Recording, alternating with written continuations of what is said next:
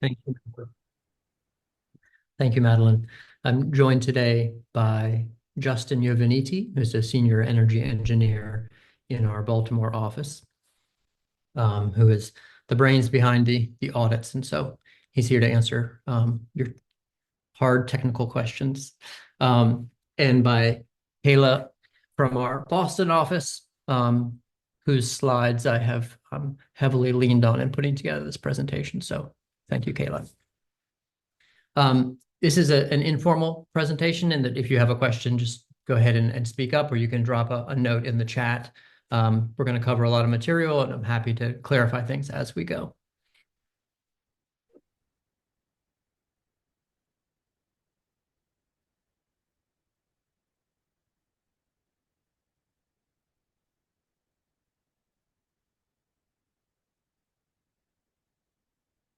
Okay, can you all see these? Yes. Okay.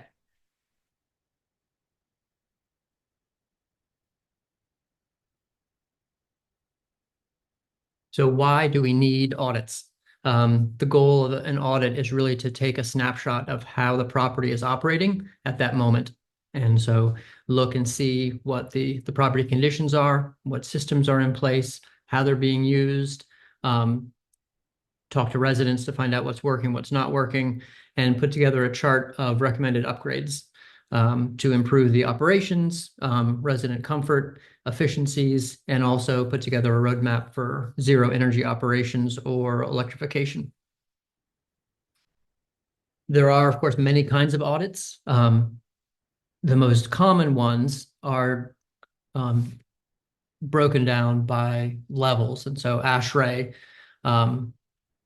has a ASHRAE level 1, 2, and 3. ASHRAE level 1 is really a walkthrough of the property, spending half a day to get a sense for what systems are in use, look at utility data, and then put together a list of conservation opportunities with a range of energy and cost savings.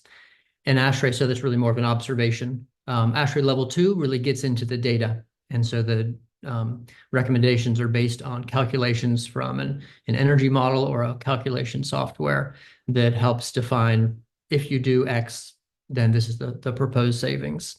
When you're doing low-income housing tax credits, an ASHRAE level 2 is kind of the standard requirement. In ASHRAE level 3 is a financial grade audit, and so it's not a common thing. I know the Montgomery County Green Bank does them on occasion, but it's more of a rare thing. Within this range of level 1, level 2, and level 3, there are audits that really focus on specific issues. And so New Ecology does decarbonization and emissions reductions audits. And so looking at the same things that we'd look at in an ASHRAE level 1, 2, or 3, but with a goal for how do you improve the efficiency of the building envelope, mechanical, electrical, plumbing systems that help reduce the carbon use over time. It's usually part of an ASHRAE level 2. Another option is, go ahead. Another option is an electrification assessment. And so if a property owner or management company knows they want to electrify a property, we'll go in with an electrician, walk the site, and figure out what's the existing capacity of the various electrical systems, and what is possible to upgrade within that existing system, or what would you need to upgrade if you wanted to electrify the entire property. And that's usually done with an ASHRAE level 1 or 2 or a zero over time. And zero over time is a nifty phrase that just means the goal for the property is to get to zero energy operations in time.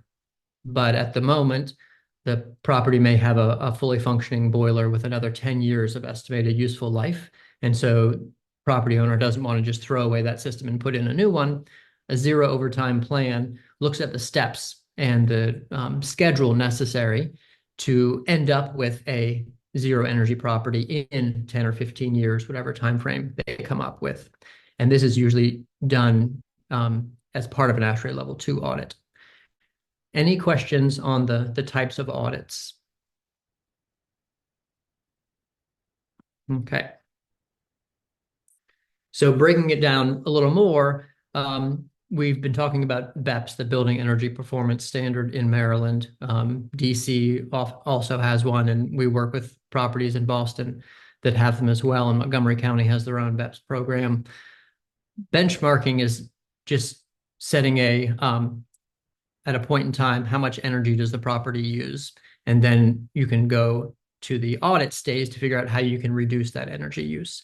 The level 1 audit we talked about is kind of a walkthrough. Level 2 is more data-based, and level 3 is the financial, deeper financial analysis. Key thing to think about when thinking about BEPS compliance and audits is if you call up a company and ask for an ASHRAE level 2 audit, it may not include BEPS analysis. It may not include an electrification assessment or a zero overtime plan. And so if those are things that you want, it's important to state that when you're putting out an RFP for bids or talking to an auditing company. There are several Maryland programs that we all work with, and they have different audit requirements. And so if you're working with CDA on a tax credit, low-income housing tax credit property, an ASHRAE 2 audit is what's required. A MIHA funded project requires an ASHRAE 1, along with ventilation evaluation. The greenhouse gas reduction program is similar, ASHRAE level 1 with an electrical load and capacity evaluation. And then the energy efficiency equity program with MEA, it varies based on the scope of work you're proposing. And so you propose the audit level and MEA will approve it. Joshua, we have a question from Echo. Hi, could you go back a couple of slides? I had a couple of questions about this one, forward. Sorry, could you just say what ECM stands for again? I think it's probably. Oh, sorry. Yes. Energy conservation measure. Got it. And that's something like replace the water heater, or replace the furnace, or put insulation in the wall. Any of those things are energy conservation measures. And then my other question was investment level decision-making. Could you say more about what that means exactly? Like, what is the definite, like, how does that differ from capital needs level decision, property capital needs level decision-making, for example? Yeah. More of like It's if the only reason you'd have a level 3 audit is if a bank required it. So if some of your funding required a level 3 audit. Justin, do you have anything to add for level 3? Yeah, oftentimes the financing is tied to the specific recommendations in the audit. So you need to have really precise estimations of what you can save, because that is going to dictate how much the bank or the lender will provide you for that project.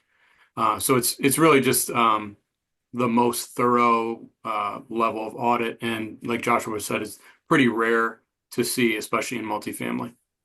So it's not a completely there's not a specific metric there. It's just more detailed, more higher level of backup. Is that basically it? That's correct. And oftentimes, what you'll find is that they're looking for projects which will, save X amount per month, and that can pay the loan down. So you're kind of balancing the investment versus your savings, and you need to be really confident that you're doing that properly so that the loan can be paid off in the however many months. Got it. Thanks.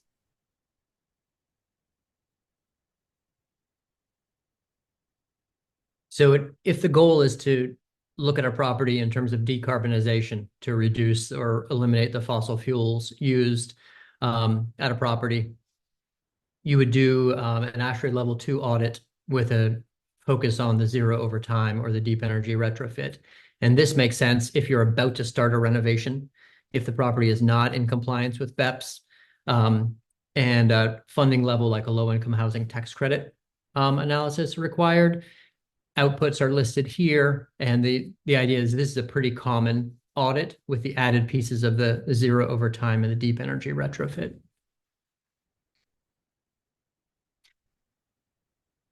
If you're not planning on doing a refinance within 5 years, and if the property is already BEPS compliant for the next 5 years or so, then you can do an opportunity assessment, which is like an ASHRAE level 1.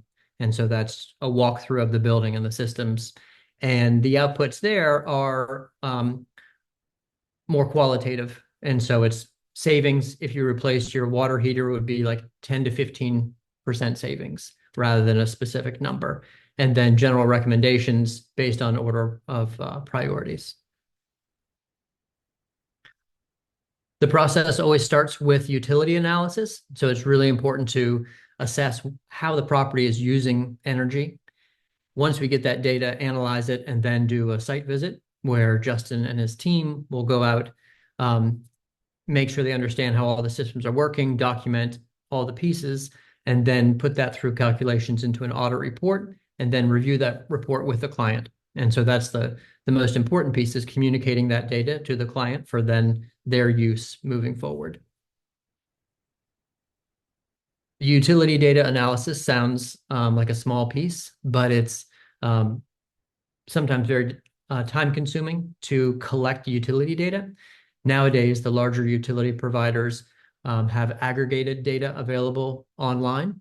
And so it's just a matter of getting permission from the property owner through the utility to collect the data. If it's a smaller municipal utility, it can require permission from each resident on the property and getting signatures. The other piece that is sometimes difficult is not knowing exactly how many meters there are or what types of meters, especially if property management staff has changed over recently. All these are pieces that we solve that just can take time to collect this information. So if you decided you want to do an audit, how do you pay for it? And oftentimes in a low-income housing tax credit job, there's a budget set aside for an audit. Maryland DHCD's MEHA program has a $4,000 reimbursement. And most exciting, recently, Maryland DHCD has a new SIF program for electrification study. And they have up to $30,000 to do electrification assessments. And so that includes work on audit, potentially with engineering, and figuring out how to make a property continue to work for the residents, the ownership, and electrify in the process. There's some restrictions here on which properties meet the requirements, but I encourage you to reach out to Cindy Castro at Maryland DHCD. Justin's done one of these already and getting ready to do another one. Montgomery County Green Bank also can subsidize energy costs for properties in Montgomery County. Once you get to the renovation stage, there are several programs that can help fund this work. Obviously, the MEHA program that many of us are familiar with, and Maryland DHCD has a new, probably with a year or so, program, greenhouse gas reduction. And Justin and I worked on a project in Baltimore City where through this program, we're able to get the owner more than $500,000 worth of funds to switch from gas systems to electric systems. And so that really helps in that switch over in systems, also helps pay for design costs on the engineering side. The MEA's Energy Equity Fund also provides money for governments and nonprofits, energy efficiency upgrades in a range of building types. And then CDA, obviously with Maryland DHCD on low-income housing tax credit projects, provide the larger scale of funding. Once you get the audit, what is it going to show you? It's going to show you estimated savings for a property, looking at different utilities, electricity, natural gas, energy, water, carbon emissions, and then a total projected savings. It also can show you the impact on the residents. And this is probably one of the most important things that gets overlooked in discussions about electrification, is that if you change a gas system over to an electric system, whether it be central or individual, the energy is going to cost more because electricity is more expensive than gas per unit. If you also increase the energy efficiency of the property in the process of renovation, then you can make the utility cost about equal of what it was before. And so we'd like to include a calc that says, based on the scope proposed, in this instance, there'd be a 13% increase in electricity use, which would end up in about $60 a year per apartment increase in cost. It's up to the property owner, management, residents to decide if this makes sense for them. Our job is to create share the information for owners to make that decision. Joshua, we have a question from Mauricio. Hi, going back to the slide with MIHA, GHGRP, the programs that are available, can you apply for more than one program at a time, or how does that work if we Yes. need additional funding? You can apply, I believe, for all four of these at the same time. Okay, They can't obviously you can't get paid for the same thing twice, but like right. greenhouse gas production can pay for gas furnace to electric conversion, energy equity could pay for another piece, and low-income housing tax credit could pay for another piece. Obviously, there's a bunch of nuances in these programs, so I can't tell you that, yes, you get funding from all four, but the programs do work together, and we have mixed them in previous jobs. Awesome. Thank you. So different pathways to do this work. Deep energy retrofit is doing all the work at the same time. And so ideally moving residents out of a property, relocating them to another, either property owned by the same owner or making another arrangement, and then being able to tackle all the pieces at the same time. And so it takes care of all the systems and pieces at once. Residents are just affected once, granted pretty dramatically by moving out. Requires a bunch of funding, a large capital stack to do all the work at one time. Immediate emissions reduction, and so you meet compliance with BEPS for several cycles or for the complete period of time because you've kind of taken care of all the pieces. If you have some existing systems that you want to keep, then a zero overtime plan may make more sense. And so the example I used before is if the boiler still has 10 years of useful life, you may want to do envelope upgrades to improve indoor air quality and resident comfort, take care of ventilation issues, and then plan for the next phase to happen in 5 years or when the next equipment is to be replaced. That's the kind of more reality-based approach. And so we do a lot of work with folks on putting together a zero overtime plan that can be part of an ASHRAE level 2 audit. And so it says, these are the existing systems we want to maintain. These are the ones that we want to replace. And here's a timeline for how that would be implemented over time. The approach to doing this zero over time is at the beginning really to look at load reduction. And that means reduce the amount of energy you need to operate the property. And so increase air sealing and insulation, make it more comfortable and more efficient for residents, and then get into equipment optimization. You'll notice that ventilation upgrades is shown in 2 pieces, and that's because you don't want to increase the air tightness of a property while you still have gas systems that are not vented to current codes. And so things like that, where you want to make sure you're not affecting the indoor air quality. You may have to do ventilation upgrades in the beginning, and some you may be able to put off until the full electrification scope. It depends on each property. But that's just a highlight that ventilation upgrades are super important to think about in these buildings as we tighten them up and change the systems. And then you come to renewables. And so I know that solar photovoltaic panels are the exciting piece of electrification, but they're really the last thought. You want to make the building as energy efficient as possible and work for the residents and the owners as effectively and efficiently as possible, and then incorporate that renewables, because then you need less renewables to operate the property. This is an example from a property that we worked on in Boston. And in Boston, the building energy performance standard is called BERDO. But if you look at the building emissions are in blue. And so the baseline here on the left side.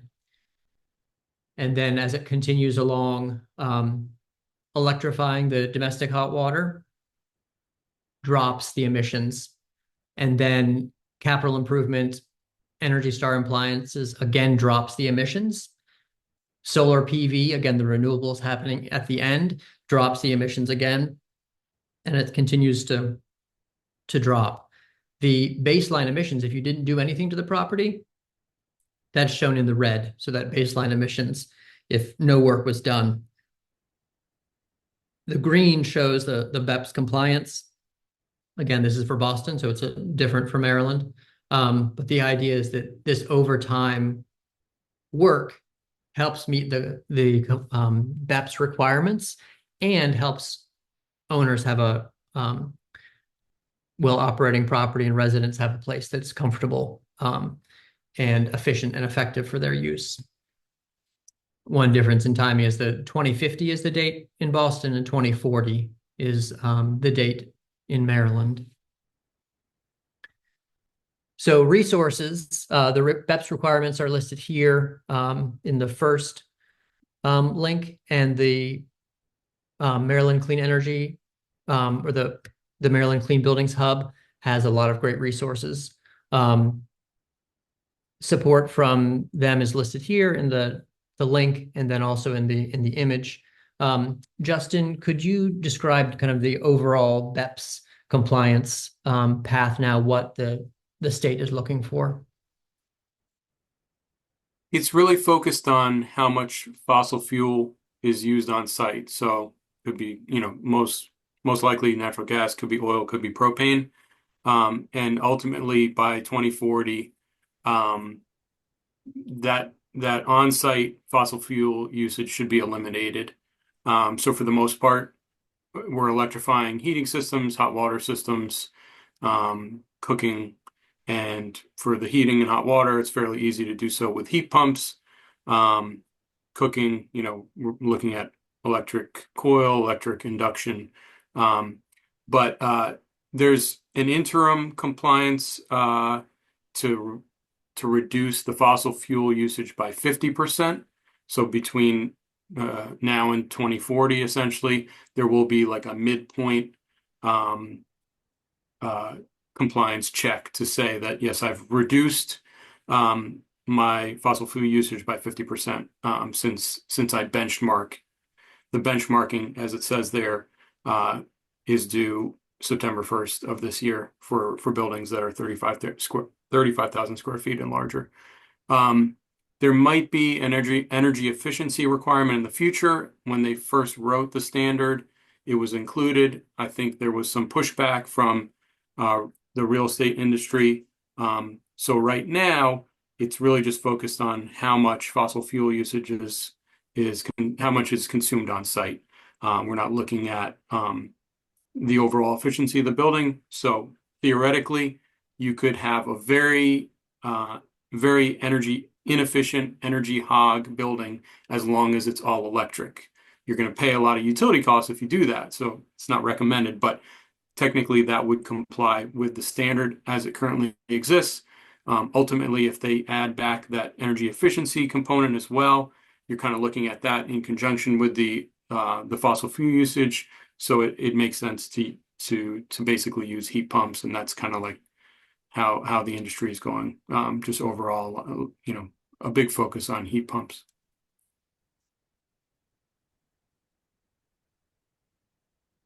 So those are the slides that I had put together, and would love to use this opportunity to hear about challenges that any of y'all are having with properties that you're trying to electrify or want to, or just questions about electrification in general.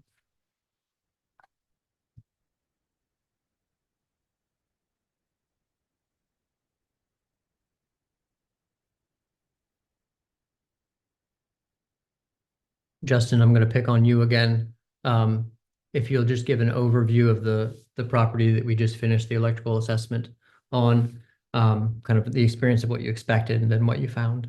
Yes. So we looked at a property in Glen Burnie, in Anne Arundel County, 100 units, and was constructed around 99. So, around 25 years old, not super old, but it was using gas, or is using gas for heating the building and for domestic hot water. The the cooking ranges are already electric.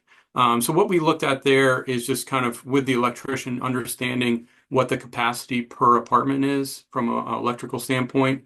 As I mentioned, it's a fairly recent building, so they did have 100 amp service to all the apartments, and we feel pretty confident that if you do have 100 amp service in an apartment, that there should not be a problem with electrifying all the systems within that unit.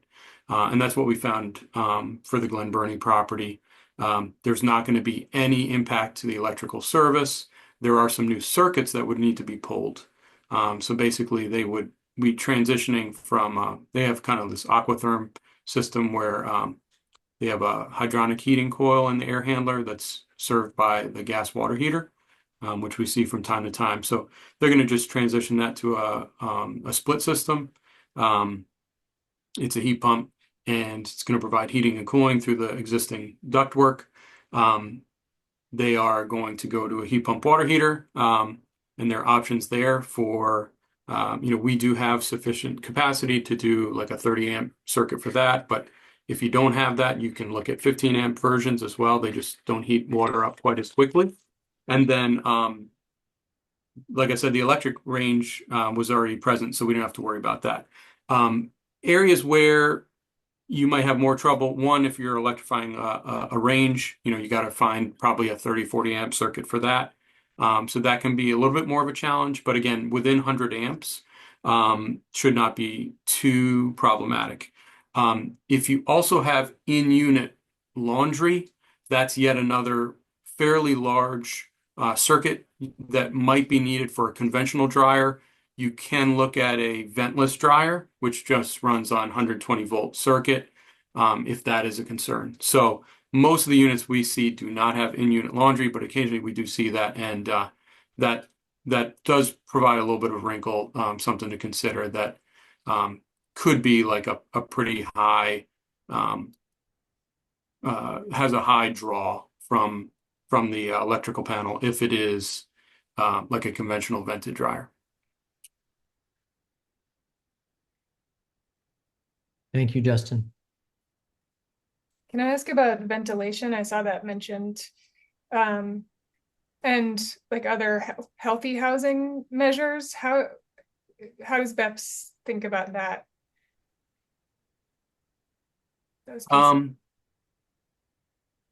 I think that's a good question. So the programs that are like through DHCD that are helping to to fund or finance this work, they are concerned with health and safety measures, and there often is space for getting additional funding for some of those measures. So if you have moisture concerns, the way that the MIHA program works is if basically like up to 10% of the cost of the energy efficiency measures can go to funding health and safety repairs. And there's like some specific requirements around what those could be. I don't remember all of them off the top of my head, but ventilation wise, it's really just I think that's the most common health and safety repair or improvement that we would recommend. There was a time when buildings were sufficiently leaky that we could count on just natural air infiltration to provide like sufficient fresh air from the outside to replace or like remove any pollutants inside. For the most part, the air inside our buildings is dirtier than the air outside. One notable exception is when we have wildfire smoke. So that's one instance where you need to like kind of perhaps defeat your ventilation system or turn it off temporarily because you don't want to be bringing in a lot of pollutants into the building. But moisture inside, cleaning chemicals, all sorts of maybe like beauty products, etc. These are all things which deteriorate the indoor air quality. So we need to ensure as buildings get more airtight and we're saving energy, that we're providing a balanced or continuous flow of outside air to, basically we're exhausting some air, we're exhausting those pollutants out, and we're replacing it with a filtered stream of ventilation air into each apartment. We're not just relying on, oh, this building has no air barrier, it's super leaky. Because even those leaky buildings, if it's a day where, let's say, the windows are all shut, or the temperature difference between the inside and outside is not significant, or it's very still outside, there's not a lot of wind, we know from measuring like carbon dioxide that they're underventilated. So the more we can do to like not rely on just leakiness and just intentionally bring in fresh air, that's how we want to like address those ventilation improvements. And there's a lot of different ways to do that. You can do it through exhaust fans or energy recovery ventilators. It can be tied in with the heating and cooling system. It could be completely independent. That's kind of something that we would look at based on like the configuration of the building, the construction, the age, is there ductwork, et cetera. Yeah, I think the other health and safety stuff we often get into is more around moisture. Because again, if we're making the buildings more airtight and we have more existing moisture problems, they're only going to become more pronounced. And we don't want to, create health issues for the residents, obviously. Justin, could you talk a bit about the challenges with partial electrification and having some gas appliances still within a building envelope that you've tightened up? So older gas appliances, think like older boilers, furnaces to a little bit lesser degree, definitely water heaters, gas water heaters. They require, they're atmospherically vented, meaning they connect to probably a vent pipe or vent flue in a chimney somewhere, but they're not. There's no fan that assists the exhaust gases in escaping the building. They're really just relying on air getting heated up in that flue and then naturally being exhausted out. As we change the way that air moves through the building, we can compromise the way that those systems are able to vent their flue gases. And we need to get flue gases out of the building. It's very critical. It's why we all have carbon monoxide detectors in any building that has, gas appliances, oil appliances, etc. It's deadly. There's no odor. So if those gas systems or other fossil fuel burning systems are not venting properly, we can create like deadly conditions inside. So the solution, there's a couple different solutions. We can provide makeup air into the space where those units exist. We can provide power vented units, which basically we're not relying on natural drafts to exhaust the flue gases. We have fans that do it, which is true of all high efficiency gas equipment. So if you have a condensing furnace, condensing boiler, that's how those operate. Or we just eliminate them altogether. So that's kind of our preference, is say, hey, if we use a heat pump here, we can avoid any on-site combustion. And not only do we eliminate the venting concerns, but we also eliminate gas piping on site. So I don't want to say often, but when we test for gas leaks in natural gas lines on site, it's not uncommon that we find leaks. They're typically smaller leaks. And not something like the building's going to blow up, right? It's something that a plumber can come and just do whatever they need to do, tighten that connection or whatever. It's resolved, in a matter of a couple days, and there's no concern. The thing is, methane is the primary component of natural gas. There's a lot of negative health effects if we're breathing in methane, even at low levels. So it contributes in a major way to childhood asthma. There's other stuff that make up natural gas that are cancer-causing chemicals.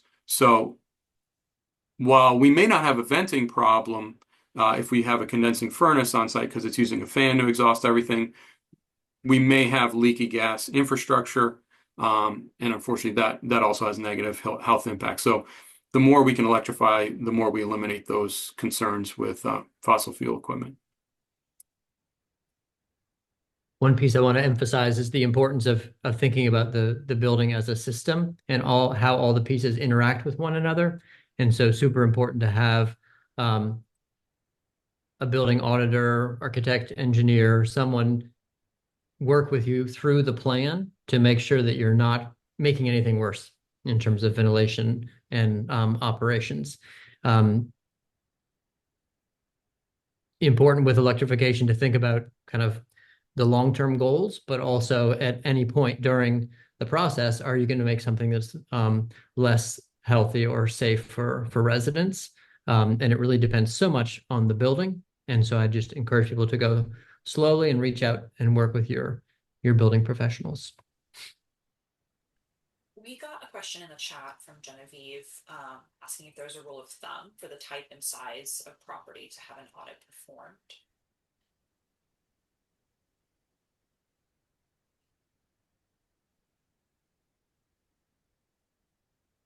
Joshua, you want me to take this? Please. Okay. So rule of thumb for the type and size of property to have an audit performed. I guess, one thing to consider, I guess the first thing maybe to consider is, are you in an area that has a building energy performance standard, and is your property, is it one of the covered buildings?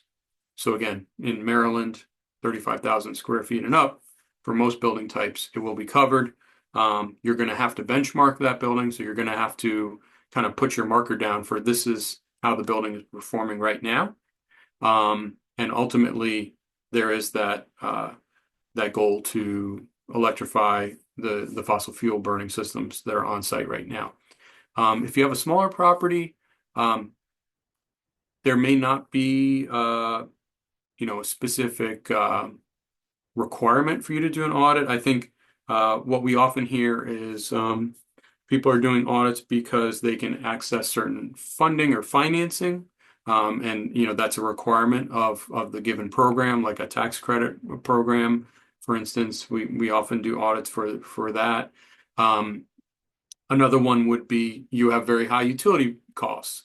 If owner paid costs are very high, that might be a good reason to do an audit, because you can kind of figure out, why am I paying so much? How can we address this and improve that, save some money? Also, sometimes if there's an upcoming refinance where you have some deferred maintenance to take care of, you might want to fold in some energy efficiency measures, decarbonization measures, just to improve the building stock, improve resident comfort, hopefully reduce resident bills, et cetera. So I think those are all different reasons. The size of the building maybe doesn't matter as much, but obviously, like, typically the larger the building, the more opportunity for savings there is.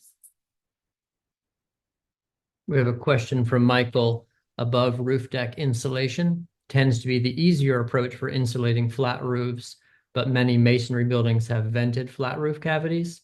How do you recommend evaluating if those flat roof cavity vents can be sealed or closed off?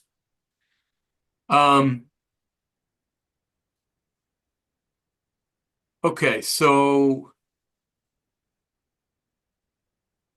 I think there's a couple considerations. All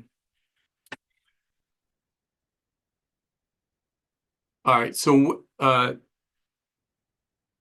from a moisture standpoint, or let's say a condensation standpoint, from a condensation standpoint, as we kind of know based on our climate zone, how much rigid insulation we need to provide at the roof deck. Can be either on top or right below. Either one works. We know the thickness that we need to achieve so that we will not get condensation in like the coldest month of the year. So, and I think it's around R15. I'd have to double check that, but so we know that like in masonry building, really any building, we know that if we achieve that level of um, basically vapor impermeable insulation, whether it's, some sort of foam, most likely, we will not have the problem with warm air from inside hitting that roof deck and condensing. So the vents, a lot of people think we're venting attics because of heat. It's not because of heat, it's because of moisture. So when warm air escapes into the attic and hits the roof deck, which is very cold, it can create condensation and can drip. Sometimes if you go into an attic and you see the roofing nails that you can see like the penetrating through the deck, if they're like every single one is corroded, you probably have some moisture problem, right? Those condensation is forming on those nails, or sometimes you see it on the actual plywood or sheathing. I think the only other consideration here in this, can you seal off the vents, is are you creating in the attic? So you're creating an air barrier at the top now, you're insulating at the roof deck. Are you creating like an area that moisture might get into but not be able to get out? So I think you have to consider, do you need to insulate the knee walls up there? Is there a way to do that? Do you have sufficient access? Some of the masonry buildings I think of where this is true is like row houses. So um, we might consider roof deck insulation above the roof deck if we don't have room to get in an air seal in the attic, right? And those spaces are often very confined, so there's just not room to do that. I guess the only thing I would consider is if you need some air exchange between the attic that is now sealed off and the living space. So there are some building science corporation articles that kind of talk about just creating some air exchange between the now warm attic but not vented. And if you have ductwork up there, there's probably enough leakiness in the ductwork, I would say, that you don't need to worry about that. Sorry, that was a little technical, but that's a tricky question.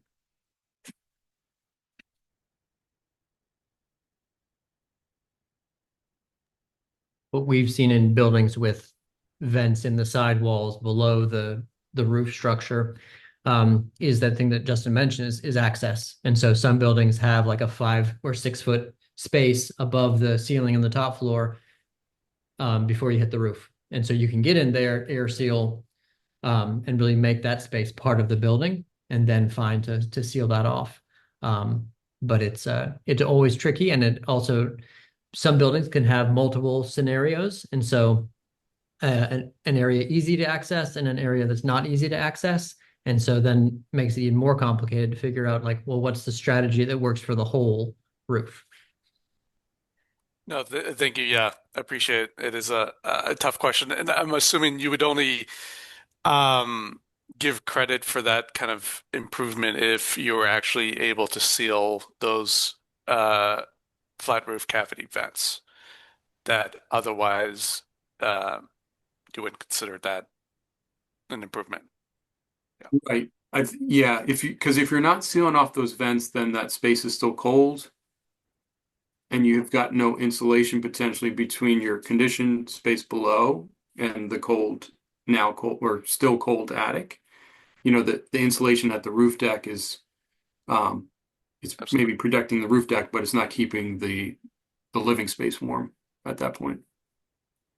And thank you for I missed the beginning, but I just had on the previous conversation around like sort of electrification in unit, that was uh, really helpful. I was wondering for Maryland, for the projects that you work on, are you typically recommending cold climate heat pumps without backup heat? We are, yes, for a couple different reasons. So, um, cold climate heat pumps are just very highly efficient heat pumps, which can generate heat in very low outdoor air temperatures.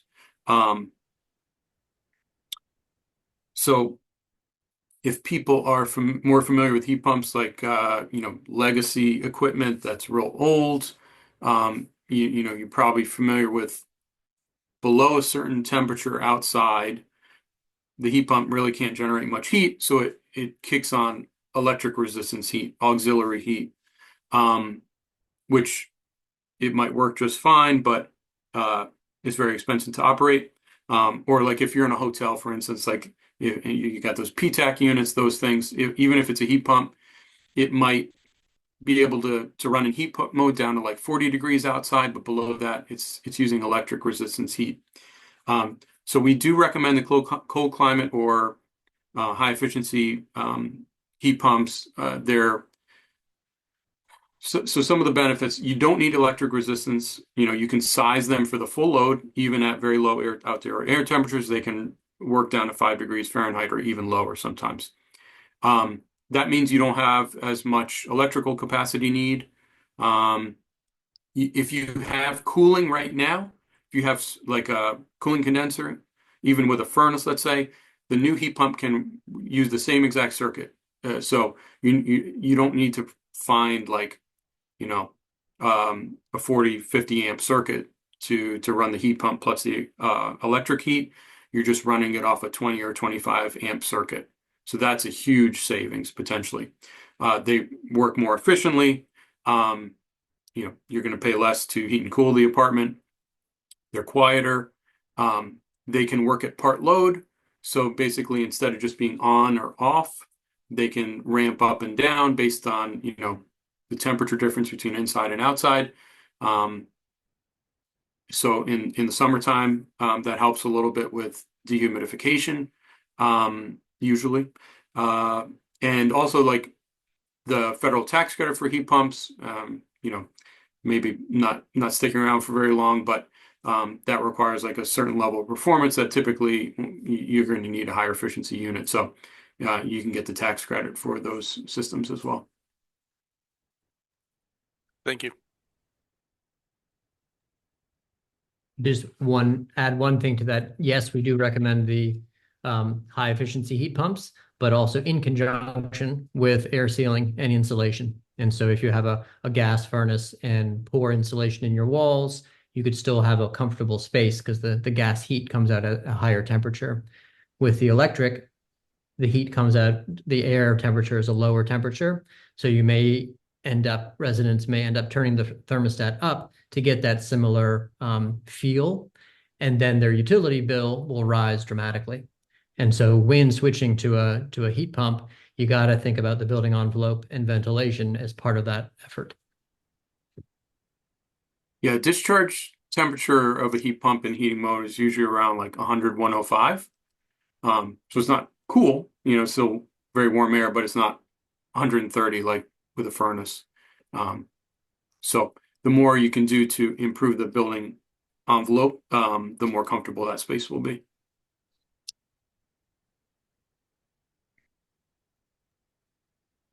Any other questions for Joshua or Justin?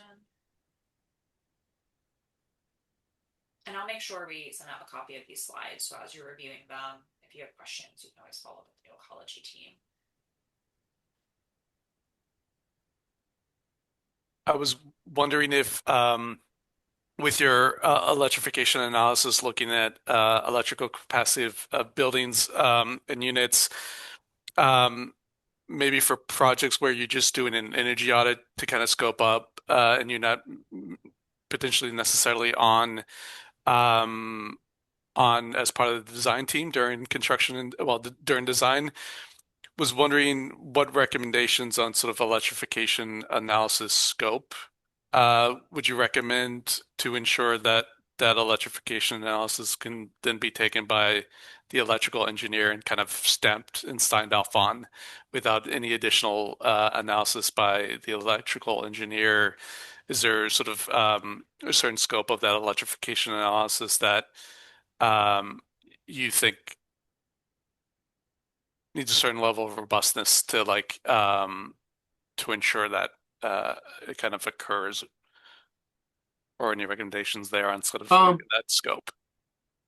Yeah, so I think like if you do have a design team and electrical engineer, there is some level of load calculations they're going to need to do no matter what. And that's just based on providing a design that is code compliant.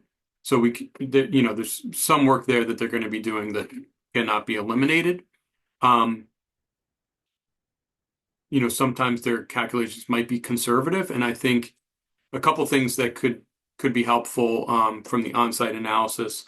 One is obviously just confirming, if you have drawings for the building, that's great. It can always be good to confirm that the existing conditions match those drawings, because things change over time and sometimes they're not well documented. Understanding not just the load center amps that are present, but like what type of feeders are installed, what type of wiring is used. We have had instances where the circuit amps were fine for the new heat pump, but the wiring was so old that it really wasn't recommended to be reused. So we need to kind of like provide money for a new wire to be pulled, still using the existing circuit. Another thing, are there space, even if you have capacity, I have 100 amps, let's say, do I have space in the load center for new circuits? That's another thing that sometimes you might have spares there to add new circuits. And then in a more marginal case, I haven't personally done this on any of my projects, but an electrician could set up a monitor on either the incoming service line or some of the main distribution lines in the building to see what the load is and monitor it like over a period of weeks. So if you have like a case where you don't have confidence that you have enough capacity, it's like right on the edge, I would recommend that there's some monitoring done just so you can see, okay, what is the building actually using? And like, what are the peaks? How large are the peaks? Because that's really what you're worried about, is like, what is the worst case? Like, is it the summertime when everyone's using their AC and they might be doing some cooking at night or whatever, running the laundry, etc.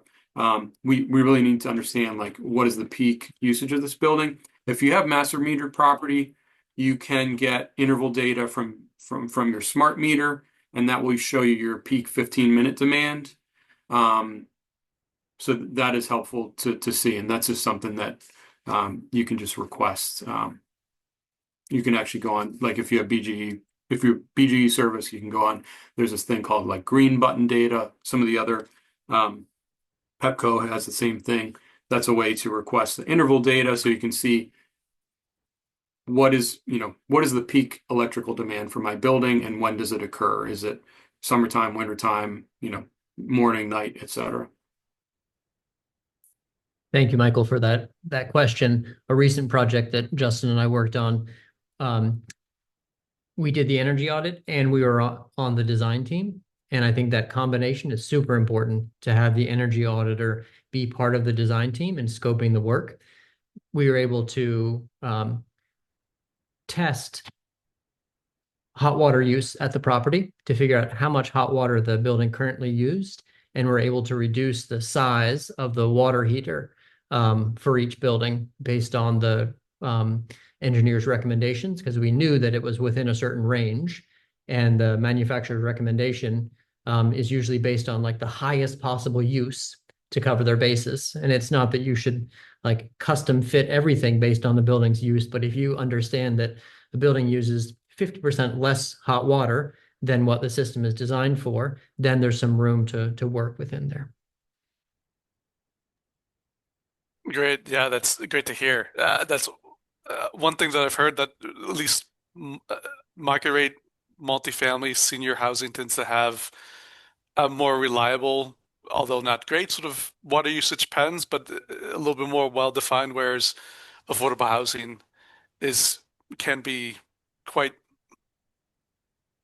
sporadic and it's sort of quite diverse in its sort of water use patterns, and so that was great to hear. And so that was for sizing the central heat pump system. Great. Central heat pump water heaters. Yep. Great. Thank you. Great information. Appreciate it. Back to you, Madeline. Thank you. Yeah, thank you so much, Joshua and Justin. This was really informative. I'll make sure I get a copy of the session recording and the slide deck out to everyone over the next couple of days so you can review it and then reach out to Nocology with any questions. Our last webinar is in 2 weeks on, I think, the 24th. It's focused on how you can successfully engage residents through your electrification decarbonization process and make sure that you're putting together a project plan that benefits everyone involved, from property management to the residents living in the community. We have a couple speakers teed up to share their own perspective and experiences from doing this. And if you are participating in track 3 TA, you haven't missed anything from us yet. We're just finalizing some schedule availability and going to be sending out emails to get your kickoff poll scheduled for the first week of September pretty soon. So be on the lookout for an email from me for that. But yeah, that's all we have for today. Enjoy the rest of your Thursday and happy early Friday, and everyone has a great weekend, and we'll all talk soon. Thank you. Thanks.